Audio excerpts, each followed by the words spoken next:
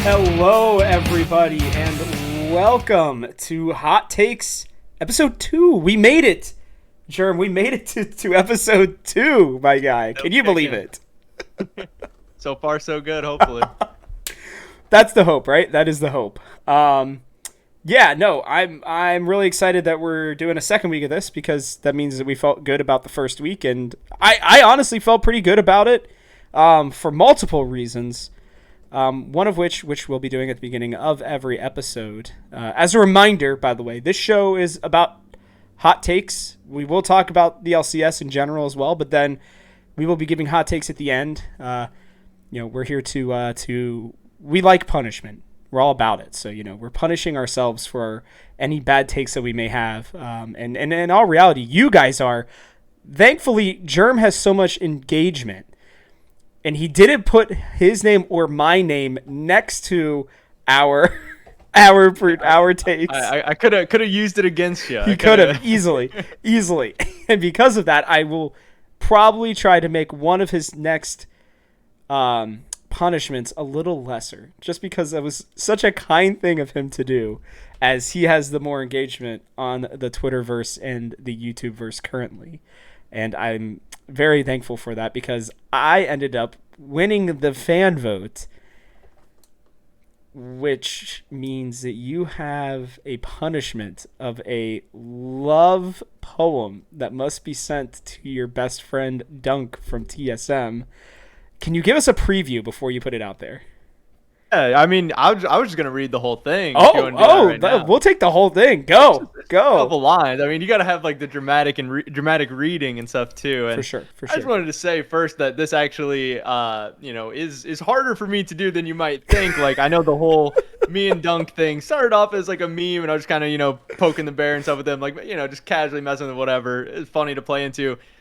The deeper into the rabbit hole we go, it's starting to become unironic at this point. Like, we're getting into some uncharted territory. So there's a little something extra behind these. But here is my ode to Dunk. I don't even know what that word means, but hopefully it applies. I think it works. All right, sounds good. So I said, needed your attention, harassment, some would say, but every single mention, the highlight of my day.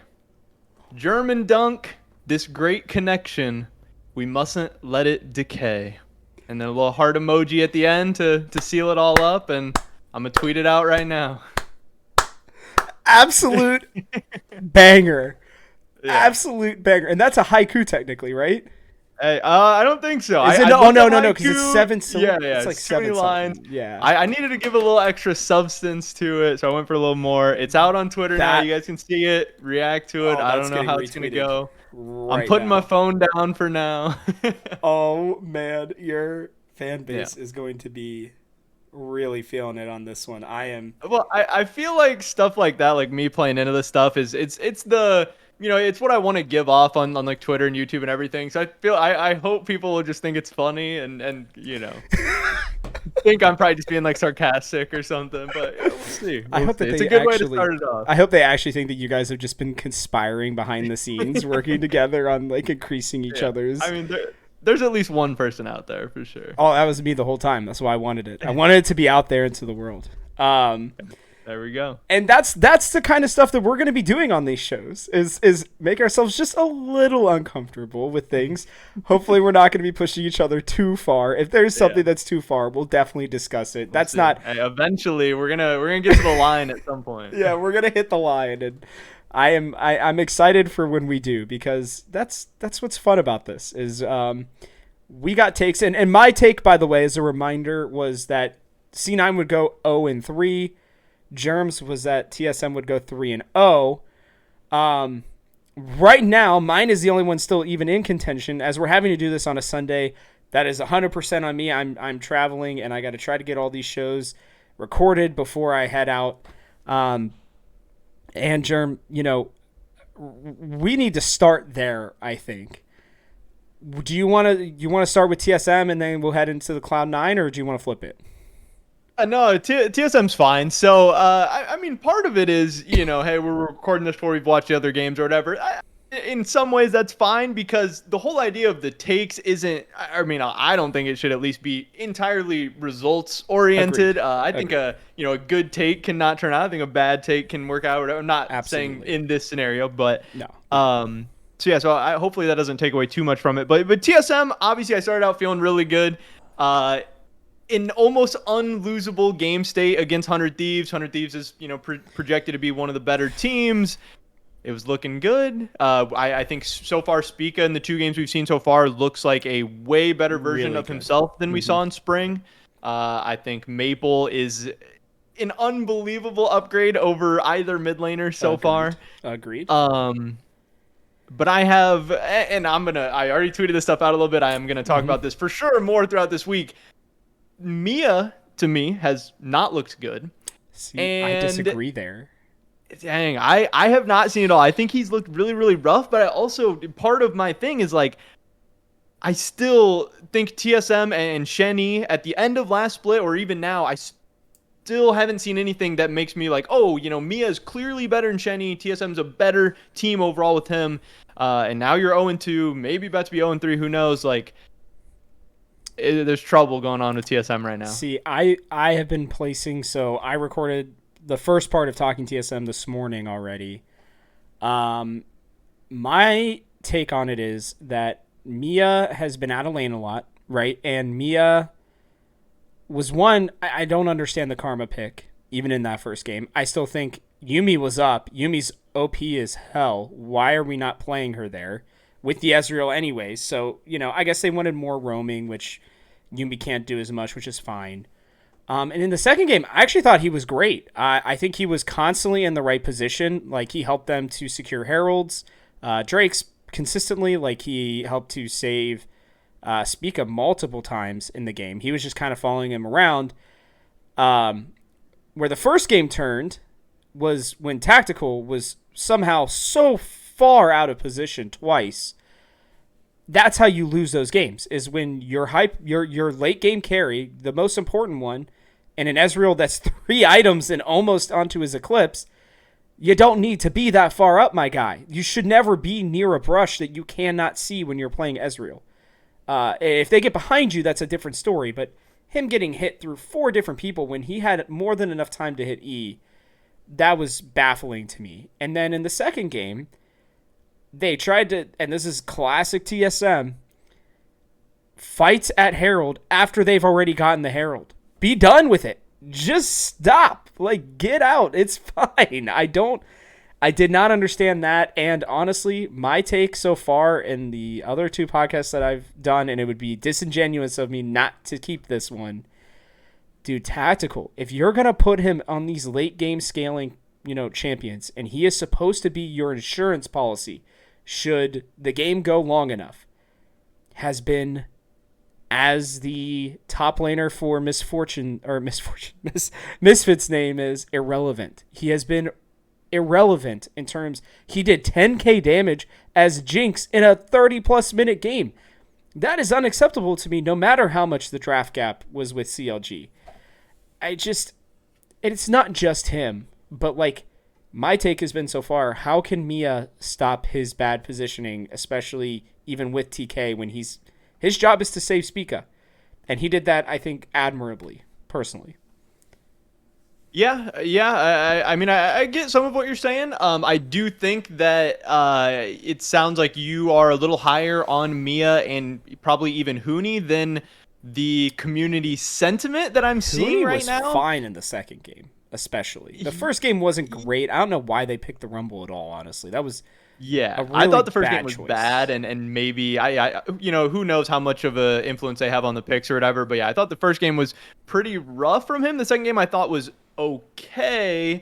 But even now, like, what is okay? If Hooney's going to consistently have one bad game, have one okay game, where does that put him? Is he the 6th, 5th, 7th best top laner? Like, wow. And then you have the problems in the bot lane. Like, I don't know. From what I'm seeing and what I don't totally agree with, but mostly from what I agree with, is that TSM kind of look like a 2v8. Going on in the 2 games so far, and that's kind of more where I'm leaning. Obviously, the tactical deaths are really bad, and tactical has been bad.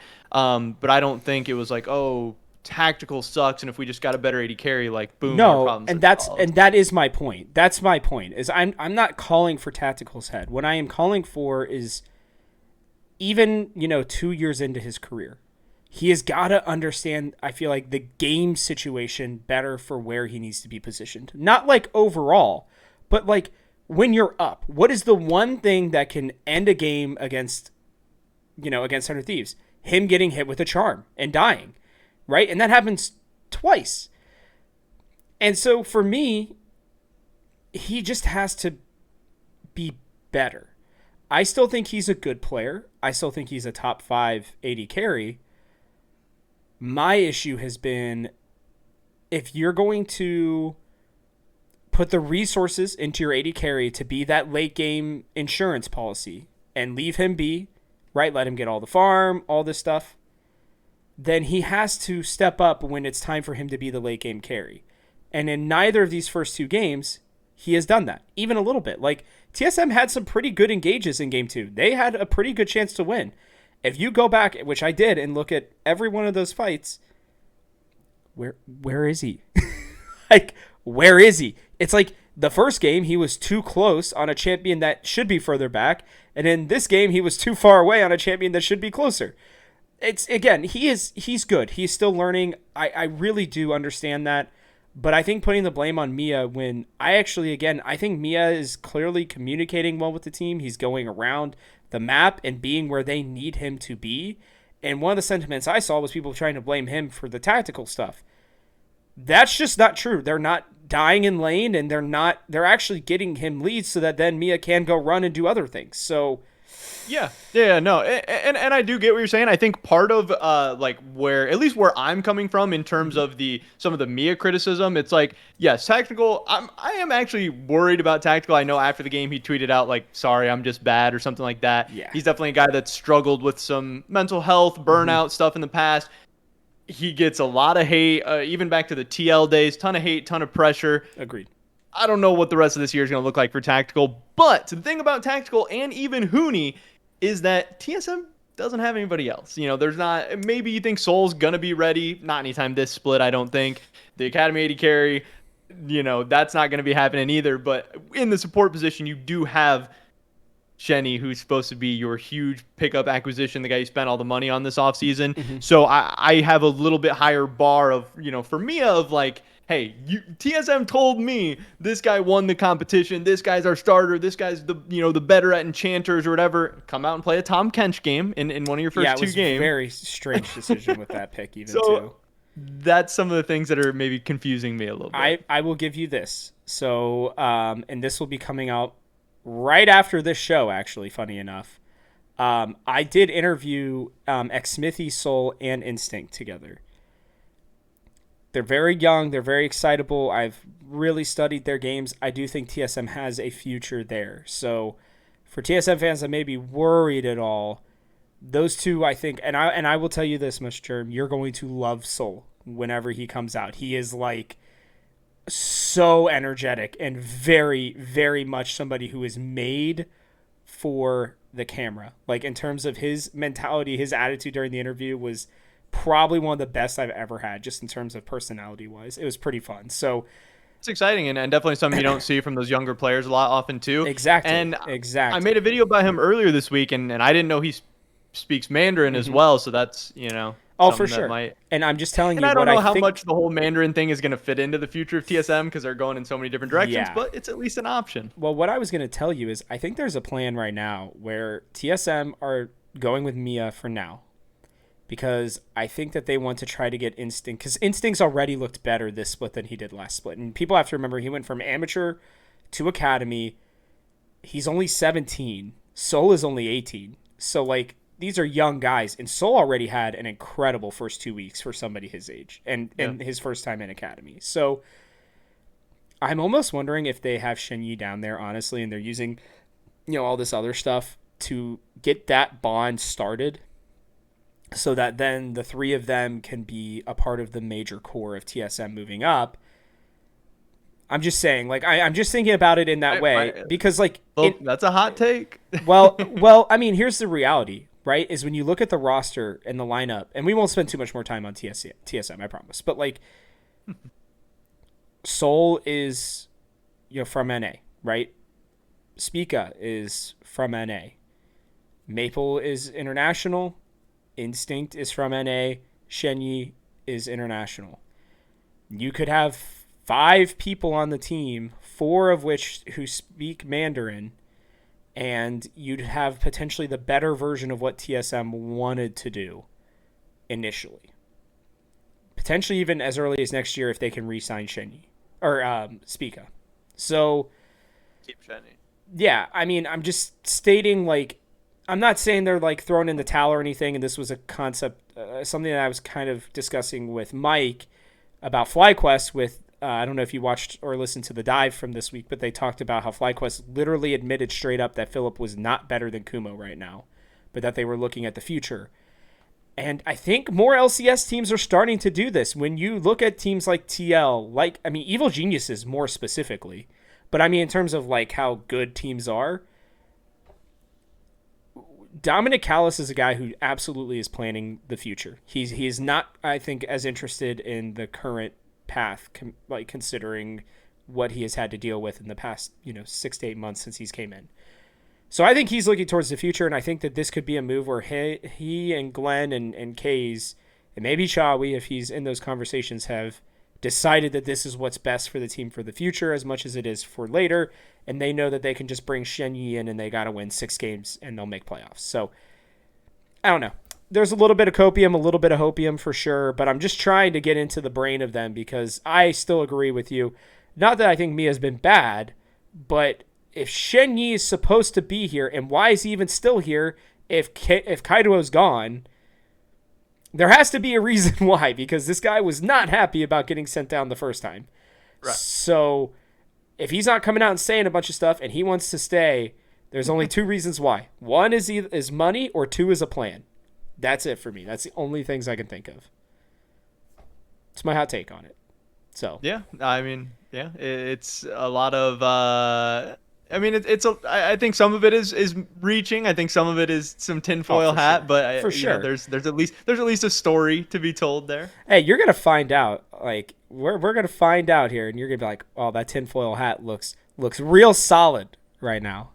I mean, maybe I will say that I know, maybe some things, little insights into the whole situation. I do too. But who knows? I mean, it's definitely a situation that's changing probably day by day. I'm sure that this weekend probably didn't go how they expected it to. Well, I don't think anybody expected CLG to be as good as they are currently, and we'll talk to that here soon. But we have another 0-2 team that I think is going to be getting better potentially as early as next week, which was surprising this morning. Berserker is on his way to the U.S. It looks like he found his papers or was sent them expedited. I'm sure Jack was like, I don't care. If they need $1,000 to get these stupid pieces of paper to him, they're going. So, the first 2 games have been very uninspiring. I don't know. What do you think? Yeah, I mean, first I had a little secret for you here. So this was on the poll that I put out, about the hot takes and everything, and had the people vote. My favorite comment that I ripped from this poll was this is from Nathan Harris, if he's watching out there. He said, this is about Rob's hot take of C9 going 0-3 this weekend. He said, C9's roster isn't even here yet, and they have a pretty stacked weekend coming up. C9 going 0-3, that's like a flaming hot Cheeto take to me. Oh. Wow. So you're getting a little challenged by the people to take a little bit of a level up there. Now I read that comment. That is so funny. I did actually. I remember seeing that comment. And here's my response to you, Nathan. If you honestly thought that they were going to beat or that they weren't going to beat Golden Guardians, like going into game day, I think you're crazy, because even just last year we were talking about King being amazing. Destiny was a top 3 support at one point in the last 2 years. Like, you still have Jensen, you still have Blabber, and you still have Fudge, and Fudge almost hard carried that first game. I was like, oh damn. Like, I'm pretty sure, because I'm doing all my predictions on Twitter, I'll have to go back and check, but I'm pretty sure that I put C9 to win that game, even against my own take. So I understand maybe it was a little lukewarm for some of you, but not everybody thinks about it in that way. And I'm not even talking about myself. I really genuinely was like, yeah, C9 could easily go 0-3 this week. And at this point, my take is looking extraordinarily likely considering they have to take on TL. And if they win that game, it's going to be off the back of one of those three guys we were talking about. I just think that bot lane looks lost completely. Yeah, and that's what sucks for me, because a couple of years ago I have videos saying how excited I was about King, you know, potentially getting onto some of these teams. I obviously I saw him play, you know, during Worlds and stuff, and I don't know if he's just gotten worse, or I don't know if it's, you know, obviously the game has changed so much and people come and go and it's just kind of natural. But yeah, I was really excited about him. Destiny, keep him. I think he's playing probably similarly to what I was expecting, at least. Yeah. Thought he was, you know, uninspiring last couple splits, and now, you know, especially getting paired up kind of at the last minute, whatever. I didn't have too high of expectations for him, but I did think this was a cool opportunity for King to be like, hey, if he has a couple good games, maybe this will be his ticket to the LCS or something like that. And I think a lot of teams felt that way. When C9 had him a couple years ago, I believe one of the quotes was that, you know, King had like one of the higher academy buyouts of any player, like in academy. And that has not panned out. He has definitely hurt his stock. Easily. And, you know, he's been good, okay to good in academy and stuff. So now I don't really know what else he can do at this point. He's proved he's pretty solid to decent academy, but definitely below LCS level. And he's getting up there in age, which I know, again, weirdly enough, we'll be talking about Dokla later, who he's kind of potentially changing that narrative a little bit. And I talk about age a lot. I'm not thinking about it like me personally as a GM. I do prefer to kind of be cycling in young talent, like grab a roster of 5 that are really good young and ride them out until, you know, one of them either wants to quit or, you know, somebody leaves. And, you know, with King, it's like there are a lot of good younger 80 carries in academy and amateur. I just don't know why you wouldn't take a chance on them. Like, I honestly think this is King's last split on C9. I really do. And unless if he really, like, just pops off today and maybe next week, depending on how long it takes for Berserker to get back, I just don't see it. I think this might be the last the LCS crew really sees King ever, potentially. And that's sad. A reality. Yeah, I definitely agree with that. And it is sad, but, you know, he's had opportunities. He's gotten to play in the LCS a couple different times, and the last time kind of looked pretty similar to now. Maybe he even looks worse this time. You know, he's had an interesting career, and even getting to play in academy, I'm sure he's, you know, made a decent amount of money. He's got some cool experiences. But yeah, I also think that there's no way we really see him in LCS or academy next year. No.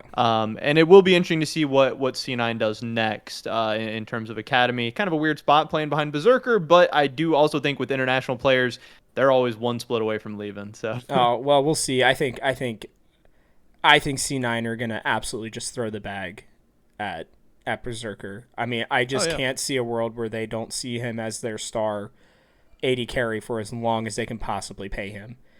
You know, because, I mean, why even come? Like, he's the only one who stays of all that crew.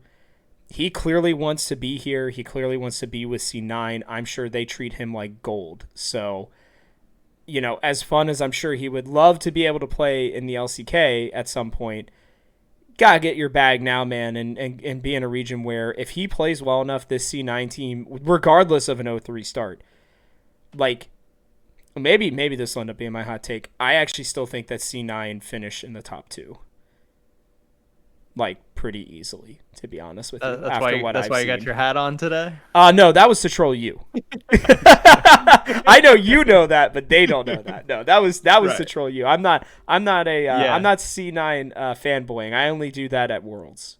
Yeah, no, it's a cool hat though. I like it. Thank you. I think from everything I've heard, Berserker like really likes in the United States. I also have heard that he has really bought into what's going on at C9 really well. Which is good. You know, from what I've heard, he really is into like their whole like working out, like holistic lifestyle type thing. I think he really appreciates that and sees the value in it, which I think is cool. Huge. And I also think that I was just kind of saying about international players in general. There's always one disaster or just Oh, big for sure. contract they can get somewhere else, or you get homesick, whatever. There's just Hmm. a lot more variables that go in with them. No doubt. But I No also doubt. think if Berserker could get through this last split of the firing and Yep. all the drama, the craziness, the fall off the cliff at the end of the year, if you go through that and you sign up for another split, that's got to be pretty good news. I don't think we're gonna get a crazier split like that from C9 over the next hopefully couple of years. I mean, this was a really really weird one. Well, we'll see.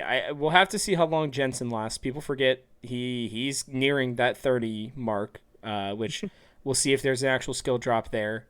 Sven is we'll see how long he stays as a support, and we'll see if Fudge decides to take the team from Blabber again at some point once he's feeling better about the split. So,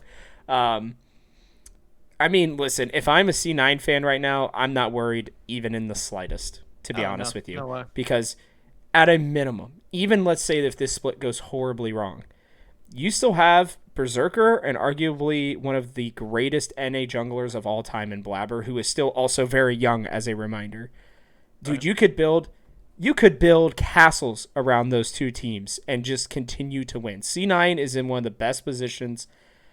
And to be honest with you, like we were talking about TSM's future and stuff, a lot more uncertain than Cloud9's. I mean, there's just no doubt Oh, about it right now. yeah, And and I think C9 and TSM are like almost complete opposites in so many ways. Like, yeah, C9 has a major advantage having Blabber and Fudge. Like, obviously people have mixed feelings about Fudge, but I think Fudge is very good. But even if you I just think think he's so like too. okay, him being a resident and young, Blabber being a resident and young, and both of them good, that's such a major advantage. If you keep Berserker 2, it's such an advantage. Yeah, you have the two older players and the two question marks in mid and support, but C9 has also shown that they're going to be willing to go out and spend money, to fill in those holes. They don't have 5 holes to fill going forward in the future. They just have a couple, and they're willing to do that, where TSM, they don't have great young talent signed. I mean, yeah, maybe some of the academy guys work out. Those are always every prospect has a chance of not working out, no For matter how sure. good they look in academy. For sure. But then they're good young players like Spica.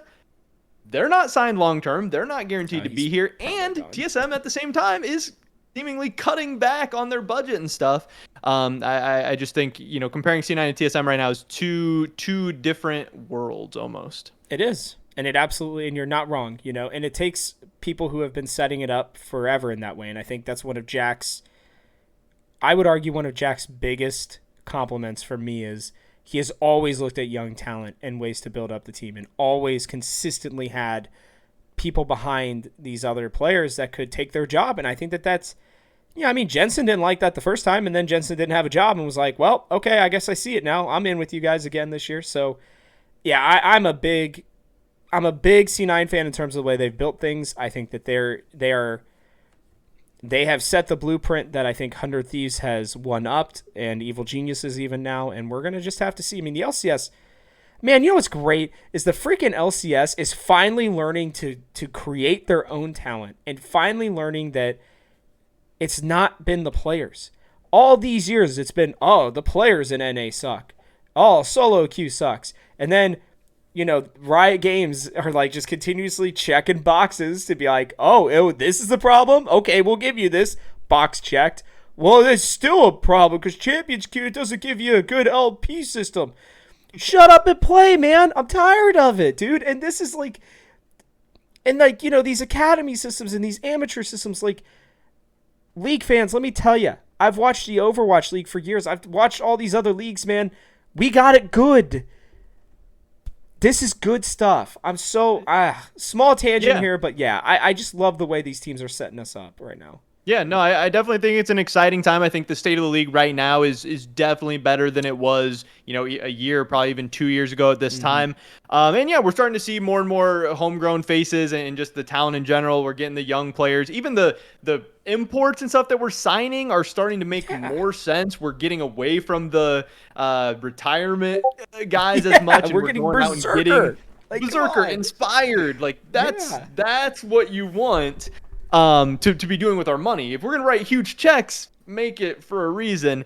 I will still say though, like the last chapter of the story hasn't been written yet. Like, yeah, things are trending in the right direction, but there has been periods where, we've seen a Cloud9 make it to semis. We've seen teams get out of groups and stuff before. We've seen teams at least be competitive in the quarterfinals, and that's what this generation of the LCS needs to do now. We're excited about the teams in summer. There's 3-4 teams that could go to Worlds and do something with some of these, younger North American whatever players on it. But now they got to do it. I think if we just, keep sucking, then it'll be like, it's different. Maybe it's different better, but how much different is it? And there's two teams we need to get into with this real quickly because they are on very opposite ends of the spectrum in that way, but they're still very good and could perform well at Worlds. And I think that we should start with Evil Geniuses. Now, I really did expect them to have some sort of hangover. They may end up second on my power rankings that I put out next week, but it's not going to be because of their play. They look real clean, and they look... I should say clean. The first game was a little shaky, but they look good. They look like what we wanted them to. They already have two of the 9. They had 9 wins and made it to playoffs and won the championship. They've already got 2 of those in the first 2 days. Like, this is what I wanted to see out of them. Come back and just show everybody, give them the big old middle finger and say, I don't care what you think. We're back and we're good. Yeah. Yeah, and I'm actually not so worried about them looking a little shaky in the first game. Yeah, it was against King and Destiny, and they're maybe not so great. But Jensen and Fudge showed up in that game. Fudge tried his best to 1v9 it. It's not like C9 just rolled over and died. Like, I still think overall that was a good win from Evil Geniuses. And JoJo, he's just being so cold in that game. The Corky was so nice. But then after the game... again, some people think he's corny on the mic or overdoes it or whatever, but to say, he talks to Jensen and say, oh, this is the guy that you guys wanted to, that you guys were going to not let me play and you guys were going to go get Jensen, like, that I thought was just a hilarious interview at the end. Exactly what he needed to say. Love this. He gives a great performance, gives you the storyline, gives us something to talk about the rest of the week. It was like 10 out of 10. Face of the LCS already. I'm putting it out there now. I fully believe it. I think we said it last week. I'm going to say this again. Full bore. The LCS needs to give him every single thing they can to put his face everywhere. He is as entertaining as I think literally probably any player that we've had since Doublelift. And maybe even more entertaining than Doublelift because he can back it up a lot more often than Doublelift has already. Like, in terms of percentage-wise, sure, Doublelift has done it more because he did it for, almost a decade. But, like, right. Every time JoJo comes out and says this stuff, like, he backs it up. And he may not do it the first time, but he's sure as hell has done it the second time. Dude, I love this team. I really do. And I think everybody's like, oh, you got to watch out for the hype. I don't know. They may not be as good as you think. And it's like, bro, what are you watching?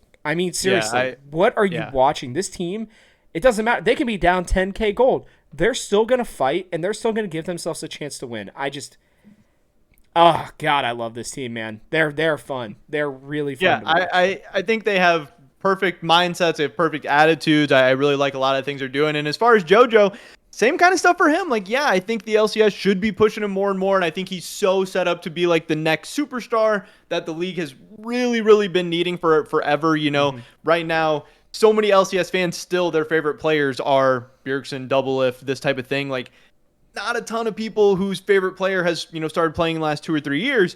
JoJo has a chance to be that. But still the fact of, yes, he's on the right path. But in the spring, he was pretty good. But there was definitely some times where his team was carrying him. He was on a pretty damn good team. No doubt. But I think he showed up at MSI in a big way. Started to silence some of that stuff. If he's able to carry that over, and his story's going to be told at Worlds. If they get out of groups at Worlds, that would already have him out of groups more than Doublelift in his entire career, if you want to make that comparison. Wouldn't it also be more than Bjergsen, too? Bjergsen made it out once. He did make it out once. You're right. Yes. He did. Right. No, so he'll get there. Right. But yeah, that's what I'm saying. Like this whole year has been a great story. The lower bracket run, the finals in person was so sick. MSI, it's like, hey, it's pretty nice. Summer split off to a good start. If they go do something at Worlds, then we have all off season to push everything into JoJo, get it started off in 2023, and that's where I think this thing could explode. But if they go to Worlds, go 2-4 in groups, it's going to be a tough sell. For me, I still think it's good, considering how young they are and all Yeah. the promise that they have later. That being said, we also got to talk about the old men of the LCS who are just putting on a absolute clinic in Team Liquid. That near perfect game was just dumb. I mean, these first two games have been what I expected from them before. And let me remind you, a lot of people still think that Bjerg might end up being the best player on this team, and he hasn't had to do a damn thing in the first two games. God, this team looks so good. It's so hard not to be excited to be an NA fan right now when you have two teams and a third potentially on their way to being just unbelievably good. I mean, God. And it again, like the narratives here, right? E.g., NA young prospects, TL the old international stars. Could not be more of a schism, a split between the two. But damn, are they not exciting to watch? And Team Liquid is just, yeah, I don't know who's gonna beat them. Like, I can't wait till they play EG. That is gonna be an awesome, awesome game.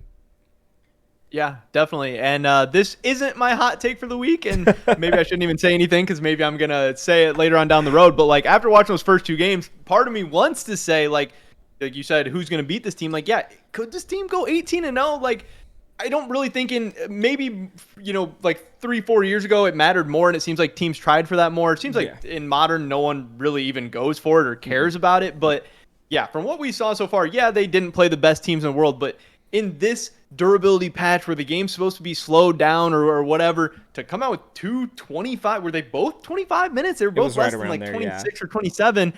It was crazy. And yeah, you said Bjergsen didn't have to do anything crazy, but I still think he looked overall pretty clean. I didn't really think there was bad moments. No, none of them. And then I don't know if you saw, I'm definitely going to talk about this a ton this week too, but I don't know if you saw the Blippo interview after the game. But he talked about how losing in the playoffs last split was, he thinks, the best thing that could have happened to this team. And that's something that, it's not that crazy of an idea or whatever, but I think that is really cool to hear.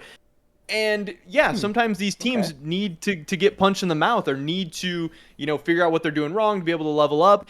And also very interesting, Blippo said that their goal coming into this split was that he is going to be playing weak side, that they're going to be focusing into bot lane. Good. And I think that was interesting to hear. I was surprised that he said that, but both of those two things put together has me, plus their play, so excited about TL right now. No doubt. And I think, spring, because spring doesn't matter in all reality, right? And,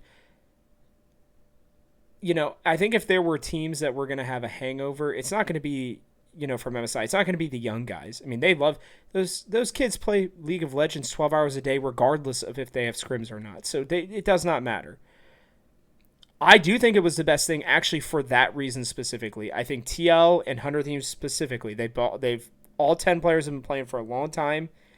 Having this break, I think, was really needed, and I think it allowed for them not only to kind of relax, but I'm sure it allowed them to really look at their play. And one of the things that they not only is this meta like perfect for Team Liquid, by the way, all these players love late game, but they've also been a lot more proactive. They've been more aggressive than they were last split. And when Blippo talks about it in that way, I could not agree more. I think he is absolutely spot on, because this team looks like they could play any style and that they're going to take a baseball bat to your face when they're done with it. I mean, seriously, it's unbelievable to me, really. I mean, they look like the same team, but mega upgraded right now. I mean, seriously, it's crazy. I mean, Hans Sama and Core JJ, maybe a hot take, I don't know. I didn't think they were very good at all last split.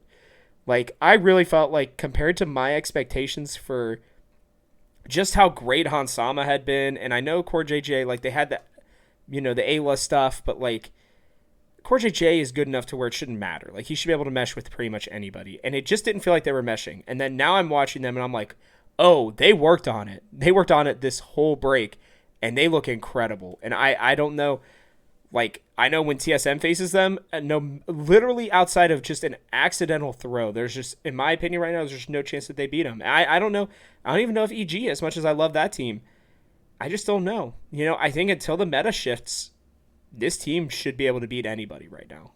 Yeah, no, I agree. And obviously we both had them number one coming into the season in our power rankings. And so I was high on them despite the fact that they didn't, win the championship or whatever, but they looked way better than I thought they even could have. And if I had them 1 last week, I have them at 0 this week. I don't know. Like, I would want to move them up. Like from what I saw, I would want to bump them up and to do it justice. And yeah, it's 2 games, but yes, the fact that they're able to close it out fast, awesome. And their problem last split was throwing games randomly mid to late. Even in games they still won. It went on an extra 10 minutes because they did something stupid, something weird.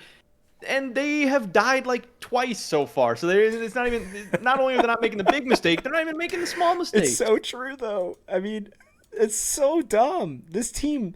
Now, and of course, we know then today they're going to lay a dud against C9. Right. And we're going to look really stupid when this comes out. And that's fine. Whatever. Those of you who want to throw us under the bus, let us know in the comments section below how dumb we are. Great. Go for it. Whatever. But, yeah, we could probably sit here and just go on and on about TL and EG. I think there's one more team that we definitely need to talk about before we get into our hot takes for the week. We got to talk about CLG. Now, this is not just coming from some salty TSM fan, okay? I legitimately have been impressed with their team cohesion. I think their team clearly understands the meta, maybe almost better than anybody else right now. This kind of reminds me, funny enough, Think Card coming over from his time also at Dig at one point, if I remember correctly. This reminds me of like early season Dignitas, like the last 2 years, where they just come out and they get it better than everybody else and they're ready to just roll instantly. Like the comp they ran on Saturday should have had no business beating TSM, not just because there was lack of tank or engage or anything like that. For me, it was just, it's such a complicated thing to play. And for the team that finished 8th, a team that won, 6 games last split, to be able to pilot a comp like that. I don't know if you got to watch the whole game or not, but that was just, I genuinely was baffled. And I don't think it's just Dokla. I think this whole team really has leveled up to a certain degree. I think Contracts has realized I'm not the carry. And I have to accept that, And Palafox has realized I am not the carry. I have to accept that. And they're playing around their teammates and they're winning more. Their map movement was incredible. Their ability to stay in the Senna W was unbelievable. I was genuinely just impressed. Yeah, no, they were definitely, surprising. I don't think many people would have expected them to be 2-0 at this point. I think it's interesting that you made the point of them being similar to the Dignitas teams that have started out strong. That actually is what I think, and because of that, I'm maybe not as high or not as excited about CLG right now, because it's awesome that they have a great read on the meta. It's awesome that they have this Seraphine pick and they're able to flex it around and it's working out well. It takes some balls to take Luger and put him on an Enchanter, and it worked out. That's great. Yeah. Some people were probably like, whoa, that's like your 1-win condition. What are you doing? But it's worked out good, and they do have a great read on the meta. They are playing well. But just like those Dig teams, I'm thinking like last split, Dig comes out with River playing like J4 and stuff at the beginning. He's creating some chaos. Well, if you're not actually a good team, the meta changes. Patches come out. Teams start to figure you out. Maybe we ban Seraphine next game. Maybe we first pick it. Maybe we do some stuff like that. And I'm not saying it's only Seraphine, but I'm saying obviously you get to show your strategy, and then now next week teams are going to have the whole week to try and counter it. And this is awesome that they're off to a hot start, but I think a lot of it probably is comps, some strategies, a good read coming out of the gate strong. I would be shocked if they keep up. Maybe they'll be better than we thought, but I don't think they're going to be have some crazy, run this season now. Well, and here's what I will say, and you and I talked about this a little bit earlier. 8th place was 6 wins, by the way, last split. They are already a third of the way there. Okay, so and I think you and I both had CLG bottom 2 at least, if I remember correctly. Did you have Golden Guardians last? Was that what it was? It's 9th. 9th. Okay, we had them both. We had CLG, I think, both 10th, right? Yeah. Sure, they're absolutely exceeding expectations, which is great. But I cannot understate the fact that like they at this point have probably at least a 50% chance of making playoffs. I'd have to go and check, but I mean, when you've realistically only got to win 4 more games out of 16, like win 1 out of every 4 games and you will probably make playoffs, that's good. I mean, that's really good and that's important. And if they go and they win today, right, they're you go 3-0, you're almost guaranteed playoffs at that point. Like unless if you just completely crap the bed and we've got 2 spots of people who don't make playoffs right now. And Yeah. that matters like a ton, right? I mean, you can find a way to go 3-0 this weekend. That's going to mean a lot, and that means that we got to get used to seeing this team longer than just a split potentially. So, I'm not. I think you and I are in the same mindset in terms of how high they can get, but it is impressive. I mean, this team looked like absolute trash last split. I mean, truly, they won a lot of games that they really should not have. They probably could have won 2 or 3 games last split. They pulled out a couple of bonehead mistakes from other teams for them to win some. So, and that's not what's happening. They're flowing well, and good for them to figure it out. Do I have promise for this team beyond this week or even like next year? No, not at all, honestly. But it's a good start. Dokla looks like a really nice addition. I mean, when you don't have somebody who is literally a ball and chain in the top lane for you, you're going to win more games. When your jungler accepts the fact that he is just going to be a supportive jungler for probably the rest of his career, that's going to help your team. When you have a mid laner who is also going to accept that he is going to press, whatever button that is on, I don't know it, on TF and hit gold cards and let the rest of his team do the work, then you're going to win games. And I mean, the understanding, I'm sure, with CLG was, we're going to sit down and we're just going to tell you that right now. Lo and behold, this is what they've done. So like I said, I think it's a good start. But yes, when you're talking about contracts and Palafox in the light that you are, even right now, even after a nice 2-0 start to the season, there are questions. It's tough for me to have too much hype into a team that the mid young duo is so weak. And there's a lot of good mid young duos in the LCS right now. A lot of good ones. And I just think they're going to struggle.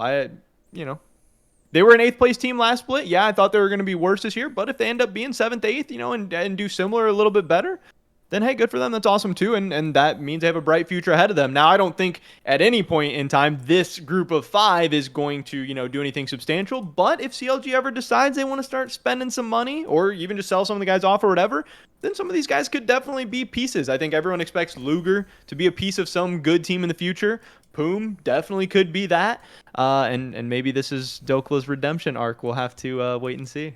Oh, I know. I can't wait. I cannot wait. Sorry, everybody. I'm partially distracted because my computer was telling me I was running out of storage because I've done so many videos today. But, all right. With that, then, we have to head into our hot takes for the week. I'm going to let you go first, unless if you need me to. But I think I think I'm ready. I'm almost scared to give it, but yeah, I would love to hear yours. Yeah, so I still don't totally know how all the hot takes and stuff are going to work over the whole thing. Last week, obviously, we ended up with hot takes about the next week, and ours ended up being pretty similar. Mm-hmm. I don't know if that's what we always want to do. I think that'd be kind of tough to do. I'm zooming out a little bit, but It's still relevant to this week. Mine is that, we heard Berserker. I think he's on his way to Los Angeles right now. He's probably going to be touching down pretty soon. Seems like he should be ready to go for week 2. Sven's coming back as well. C9 going to have their whole team for next week. Super, super exciting. I think that next week in week 2 is going to be the start of the Berserker MVP campaign. Wow. And I know I said a little bit about him last week, and you weren't too excited about that. But I think Berserker is very good. I think that this C9 team, from what I saw this weekend from Jensen and Fudge specifically, look like they're going to be at least pretty significant pieces, and I think that's going to allow this C9 team to be good. Also, 100 Thieves not looking so good, I think maybe opens the door a little bit more for C9 to get in the top 3, top 2. If you want to be an MVP, you really got to be in the top 3 or whatever. And then the storyline just set up so great. C9, if they go 0-3, and then Berserker and Sven come in, and then all of a sudden they're a top 2 or 3 team, like there is your storyline, there's your narrative, which so much of this is about. There's your narrative for, hey, what's their record with Berserker without? What did they look like with Berserker without? And I think Berserker showed, some signs of last bit being very good on kind of meh C9 team. I think he could go crazy now that he's coming back.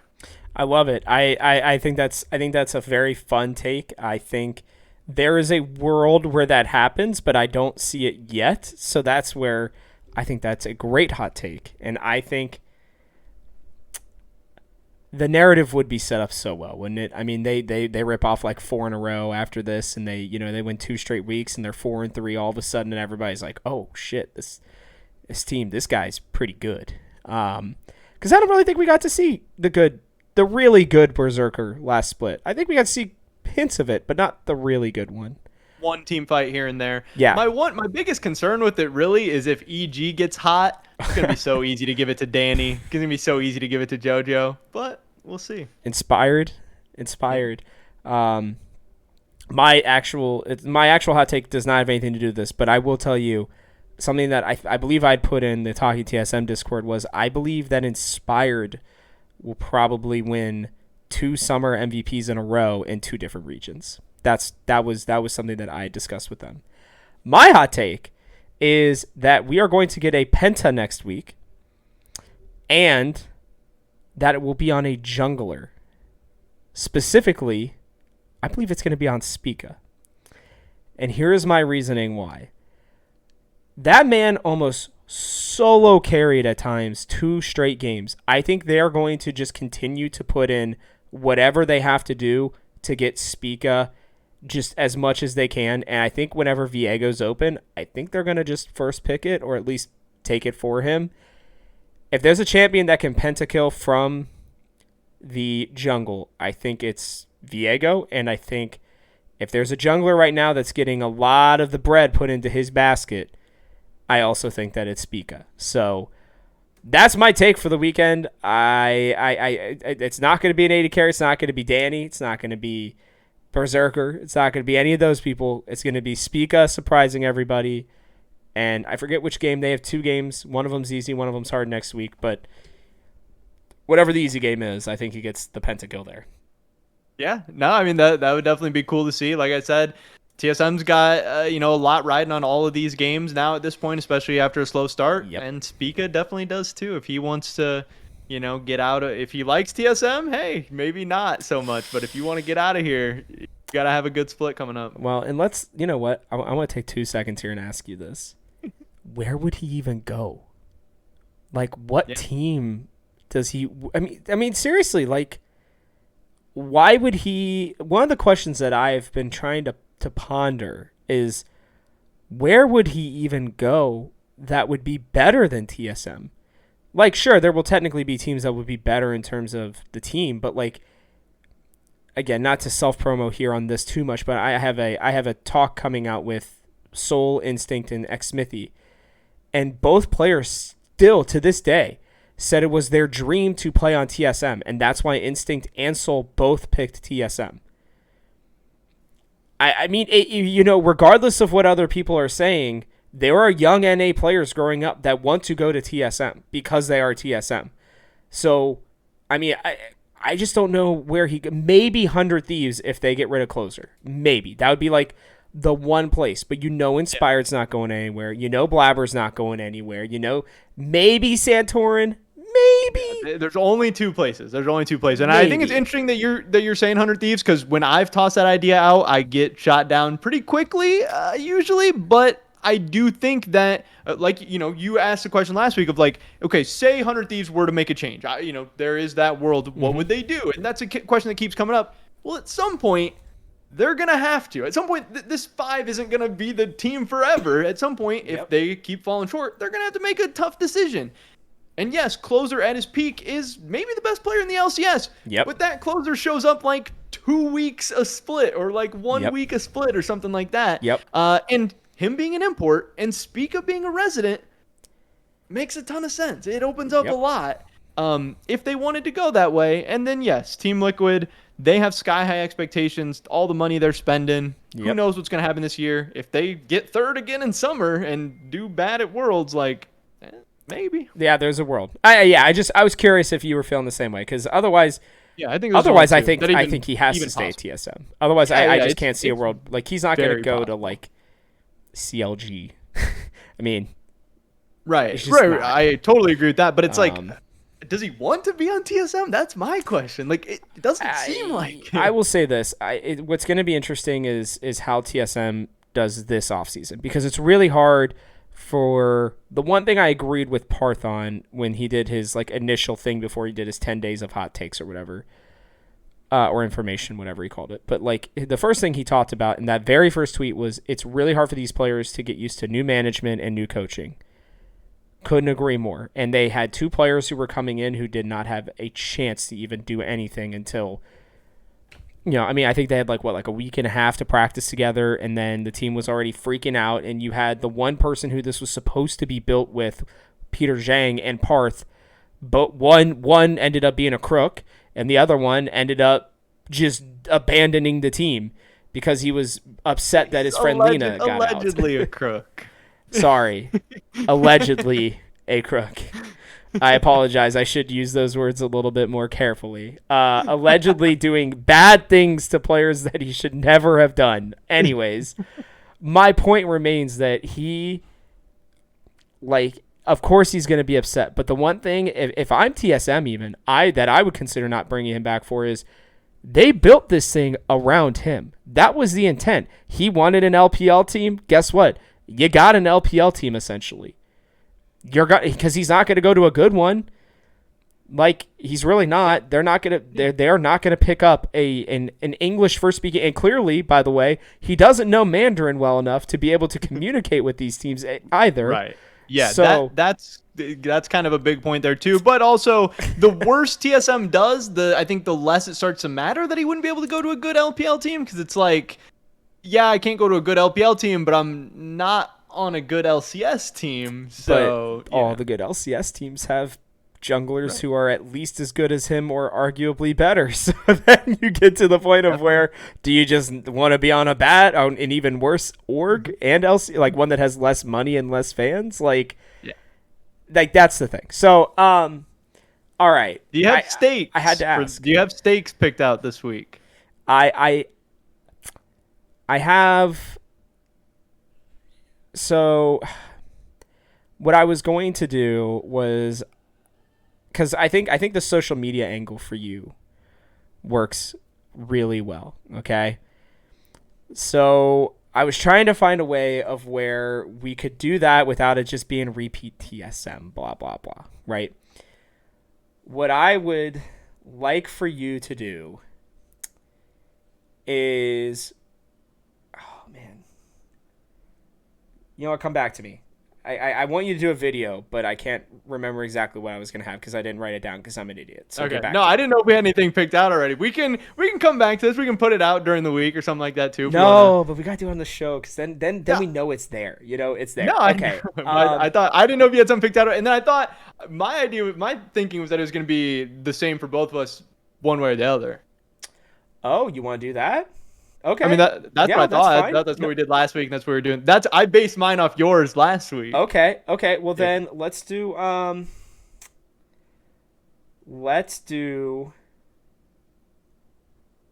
Okay. Here it is. You have to go into a ranked game, and you got to take a Yuumi jungle. And you have to record it. You have to record it, and you have to the entire time that you are playing in the game, you can only respond to your teammates with meows the entire time. Sounds good. Automatic throw. This happened to me, by the way, in a Clash game. We locked in a Yuumi on accident, and we couldn't, for some reason, we were so dumb, we couldn't think of any better champion. We just said, screw it, we'll just put the Yuumi in the jungle. Totally worthless. Terrible experience. It is going to be the worst 15 minutes until your team forfeits of your entire life. It's going to suck. Might be able to pull out a win. I don't know. We'll see. If you pull out a win on it, then that would be incredible. So that's mine for yours. Do you want to just both of us have to do that? Yeah, we'll just go across the board. We'll go across the board. If Okay. you thought it was so awful, then hopefully you won't enjoy it much either. It was so bad. It was seriously one of the worst 10 minutes of play. Like you just knew no matter what, you could have had like a 5-0 mid laner, on I don't know, Rise, who's just gonna outscale the crap out of everybody during those patches. It would not have mattered. The Yuumi was so useless. I think she literally ended up clearing the camp once, maybe. Yeah. Maybe. But now you wanna put that out into the world now. Oh yeah, and then we're gonna end up I'm gonna find a way to make it work. It's gonna look amazing. We'll see. We will see. All right. Got any final words before we head off? No, nothing too crazy. Anything I on the still way? just. What's up? Yeah, anything on the way in terms of content? Any cool stuff on the way? No, I mean this weekend was definitely crazy. LEC and LCS stuff. So much stuff to talk about. I know we talked about that a lot. It's always hard just to when you have a whole weekend, you have the whole week, and it seems like you have so much time, but then the next weekend is right around the corner. So it's like, where do you start? What's going to do well? I don't know. I have a lot of ideas. Hopefully I get them across well. But we definitely want to hear from you guys too. Any hot takes, interesting opinions, anything like that you guys have, we'd love to hear about them. If you have any other funny comments and stuff, I'll do my best to, pick comments, throw them out here and there. I thought that was, a nice addition and we'll go from there. Love it. Absolutely. And make sure to, this one is going to be on Germ's channel, by the way. So make sure you head over there. Well, you're already here watching it. That's right. I'm an idiot. Hit the like, subscribes, all the bells, everything. Give this man the love that he deserves. And with that, I'm going to take us out of here. This has been Hot Takes. We'll see y'all next week.